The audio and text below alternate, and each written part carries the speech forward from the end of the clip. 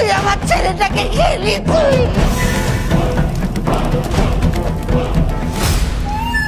ওকে একেবারে এখান থেকে নিয়ে যান।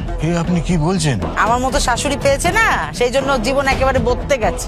কোথাও যাব না আমি। তোকে এখানে বসে বসে গেলে বাকে।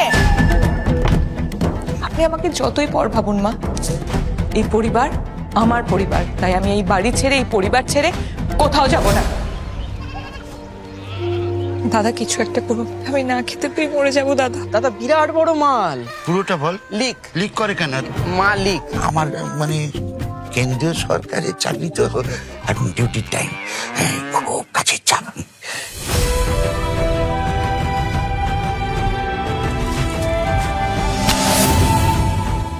এটা গ্রামীণ স্বাস্থ্য কেন্দ্র।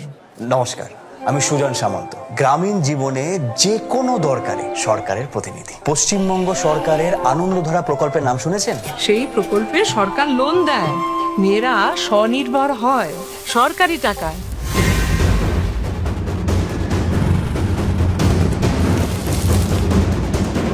স্বনির্ভর হবে ভাবছো তো? ফান্ড জোগাবে কে? কে? আমি ঠিক দেখছি? 1200 টাকা। আপনি কি করছেন বলুন তো? কেন, আমি কি করলাম? 1200 টাকা অ্যাকাউন্টে পাঠিয়েছেন। ওটা আমি নয়, রাজ্য সরকার পাঠিয়েছে, লক্ষ্মীর ভান্ডার। সরকার টাকা দেয়? আমি লেখাপড়া করব, আমি নিজের পায়ে দাঁড়াবো। আপনি যাতে মাসে মাসে 1000 টাকা করে বার্ধক্য ভাতা পান, সেই ব্যবস্থাও কিন্তু আপনার বৌমা করছেন। মাসে মাসে 1000 টাকা? তোমার স্বাস্থ্যসাথী কার্ড নেই? বড় রোগ ব্যাধিতে সরকারি বেসরকারি হাসপাতালে খরচার বড় অংশ রাজ্য সরকার বহন করে।